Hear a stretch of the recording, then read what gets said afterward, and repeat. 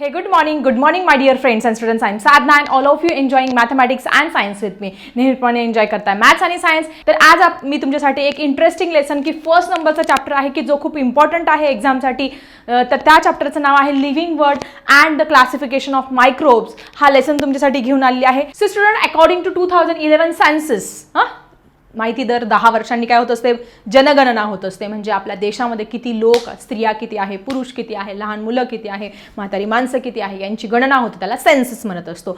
So according to 2011 census, around there is 87 million species of living organism are found on the earth including land and C.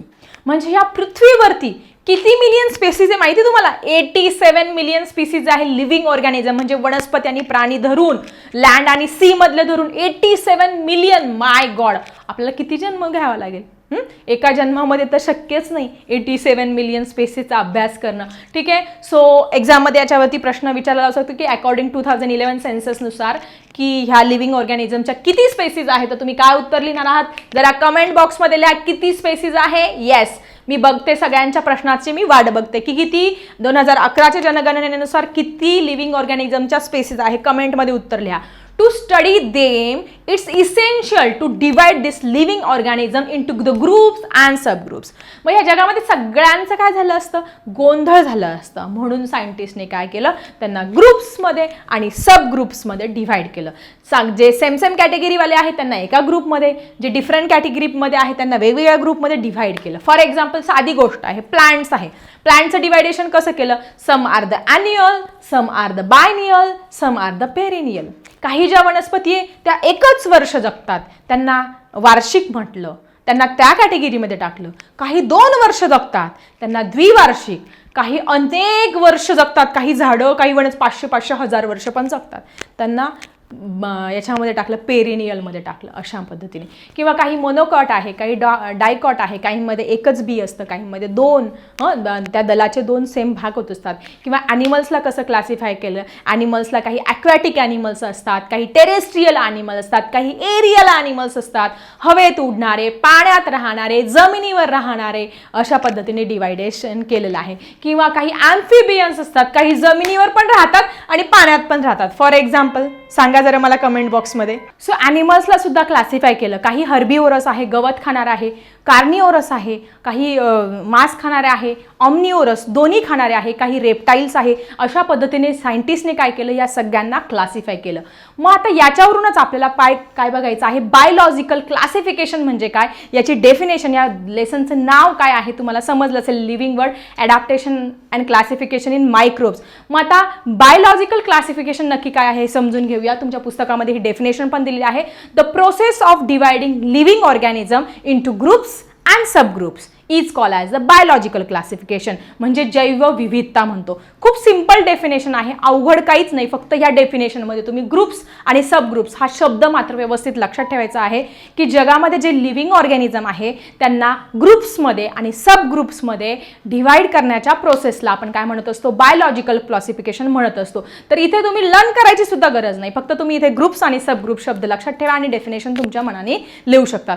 आले सगळ्यांच्या लक्षात? That is the process of dividing living organism into groups and subgroups is called as the biological classification. आता ही definition तुम्ही तुमच्या नोटबुकमध्ये 5 times note down करा आणि म्हणजे तुमच्या लक्षात पण राहणार आहे. सो अशा पद्धतीने आज आपण बायोलॉजिकल क्लासिफिकेशन म्हणजे काय हे सुद्धा इथे छानपैकी समजावून घेतलं. सो स्टुडंट, तुमच्या पुस्तकामध्ये बॉक्समध्ये थोडी हिस्ट्रीची इन्फॉर्मेशन दिली आहे की हे इव्होल्युशन कसं होत गेलं, हे क्लासिफिकेशन कुठल्या सायंटिस्टने केलं. तर याच्याविषयी आपण जरा जाणून घेऊया आणि याच्यावरती कॉम्पिटेटिव्ह एक्झाममध्ये नक्की प्रश्न विचारले जात असतात. त्याच्यामुळे सगळ्यांनी नीट हे पॉईंट्स नोट डाऊन करायचे आहे. आता मी तुम्हाला बायोलॉजिकल क्लासिफिकेशनची डेफिनेशन पण सांगितली आहे, ती पण तुम्ही एक्झामसाठी 100% विचारली जात असते. त्याच्यामुळे हे सगळे जे पॉईंट्स मी सांगते ते नीट लक्षात ठेवायचं आहे. तर सगळ्यात पहिले कुठला सायंटिस्ट होता की ज्याला विचार आला मनामध्ये की ह्या सजीव सृष्टीमध्ये जेवढे लिव्हिंग ऑर्गॅनिझम आहे, जेवढे प्लांट्स आहे, जेवढे ॲनिमल्स आहे, त्यांना आपण कॅटेगराईज केलं पाहिजे, त्यांना क्लासिफाय केलं पाहिजे. So student, none other than that scientist name is a Karl Linnaeus, की ज्याने binomial nomenclature, hierarchy of the classification या सगळ्या गोष्टी शोधून काढल्या. असा हा सायंटिस्ट की ज्याचं नाव आहे कार्ल लिनियस, याने 1735 मध्ये काय केलं? ह्या लिव्हिंग वर्ल्डला म्हणजे जगामध्ये जेवढी वनस्पती आणि प्राणी आहे त्यांना 2 कॅटेगरीमध्ये डिवाइड केलं. ज्याने आपल्याला सांगितलं की जीनस आणि स्पेसीज हे नावं दिले पाहिजे, हे आपण 7वीच्या पुस्तकामध्ये शेवटच्या पेजवरती शिकलो ना, तोच तो कार्ल्स लिनियस. ठीक आहे. सो ह्या कार्ल्स लिनियसने 1735 मध्ये he divided all the living organisms into 2 categories.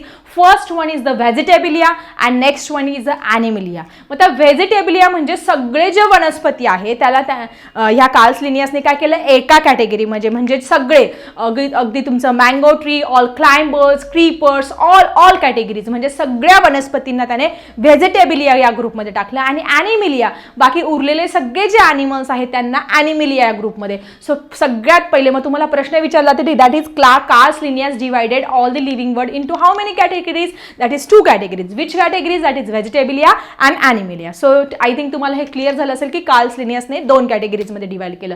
त्यानंतर 1866 मध्ये एक नवीन सायंटिस्ट पुढे आला की ज्याचं नाव होतं Haeckel. What is the name of that scientist? Haeckel. So he consider there are the 3 kingdoms. त्याने सांगितलं की अजून एक किंगडम अस्तित्वात आहे. मग कुठला किंगडम? त्याने प्लांट्स अँड ॲनिमल्स तर हे ठेवलंच, पण त्याने एक काढला protista.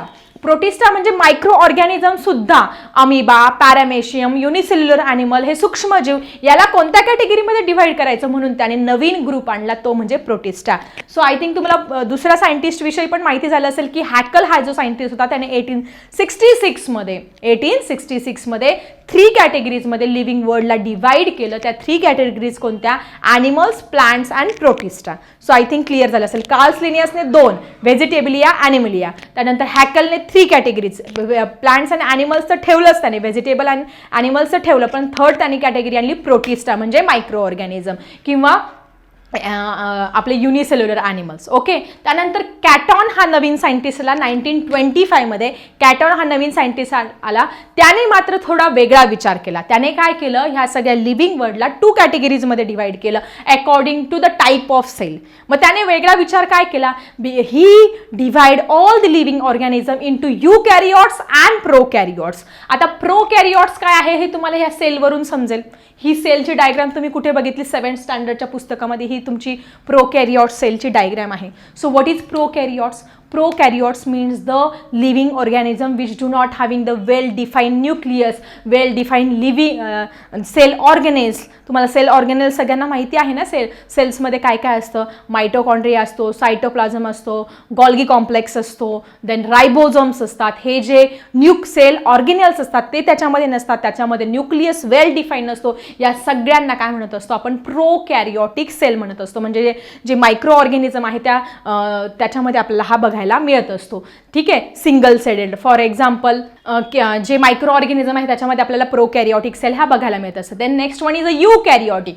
We are the eukaryotic animal की ज्याच्यामध्ये वेल डिफाईन्ड न्यूक्लियस आहे, ऑल दी सेल ऑर्गेनेल्स आहे, हे सगळं डिस्टिंक्टमध्ये दिसतो. आपण काय म्हणतो? युकॅरियोट्स आहे. मग युकॅरियोट्स कोणते कोणते आहे? आपण स्वतः युकॅरियोट्स आहे, तुम्हाला दिसतं वेगवेगळ्या प्रकारचे ॲनिमल्स आहे, कॅट आहे, तुमचा डॉग आहे, किंवा तुमचे वेगवेगळ्या प्रकारचे ॲनिमल्स आहेत.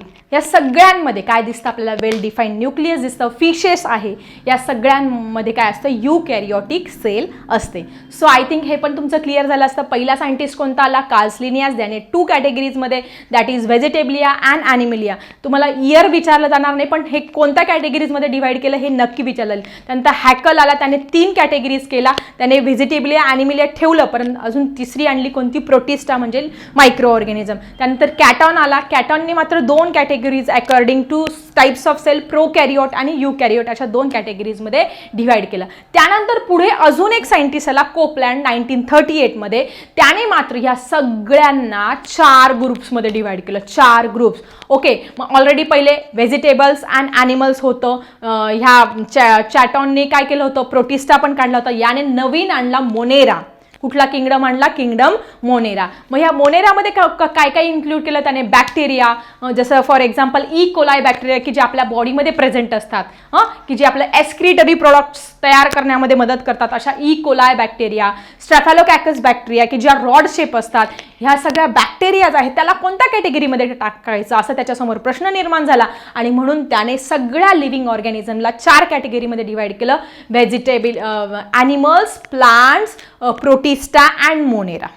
Clear everyone? आणि सगळ्यात महत्त्वाचा की सायंटिस्ट पुढे आला की ज्याचं नाव होतं रॉबर्ट हार्डिंग विटाकर. त्याने मात्र ह्या सगळ्या लिव्हिंग ऑर्गॅनिझमला शेवटी 5 किंगडममध्ये डिव्हाइड केलं आणि ह्या 5 किंगडम सिस्टीमचाच आपल्याला ह्या पुस्तकामध्ये पहिल्या लेसनमध्ये अभ्यास करायचा आहे. सो स्टुडंट, हा रॉबर्ट हार्डिंग विटाकर ज्याने 1920 to 1980 पर्यंत 5 किंगडम क्लासिफिकेशन संपूर्ण जगाला दिली. अमेरिकन इकॉलॉजिस्ट होता. Ecologist means study of biotic and abiotic फॅक्टरचा तो अभ्यास करणारा होता. हा रॉबर्ट हार्डिंग विटाकर खूपच टॅलेंटेड व्यक्ती होता. 1969मध्ये 5 ग्रुप्समध्ये त्याने डिव्हाइड केलं. मग कुठले कुठले 5 ग्रुप्स? प्लांट्स, ॲनिमल्स ऑलरेडी होते. त्यानंतर प्रोटिस्टा पण आणला होता तिसरा, मोनेरा की जो हॅकलने आणला होता, आणि शेवटी त्याने 5वा किंगडम आणला तो म्हणजे फंगी, बुरशी. हा 5 किंगडममध्ये काय केलं, ह्या रॉबर्ट हार्डिंग विटाकरने त्याला क्लासिफाय केलं. सो अशा पद्धतीने आज आपण इथे इंट्रोडक्टरी पार्टमध्ये नॉमिनिक्लेचर काय आहे किंवा बायोडायव्हर्सिटी म्हणजे काय, हिस्ट्री काय आहे या क्लासिफिकेशन, हे सगळं छानपैकी समजून घेतलं. सो आय थिंक आजचा व्हिडिओ तुम्हाला आवडला असेल. कसा वाटला आजचा व्हिडिओ जरा कमेंट बॉक्समध्ये लिहा. अशाच इंटरेस्टिंग नवीन टॉपिकसह भेटूया नवीन व्हिडिओमध्ये. आता मी थांबते. Bye everyone.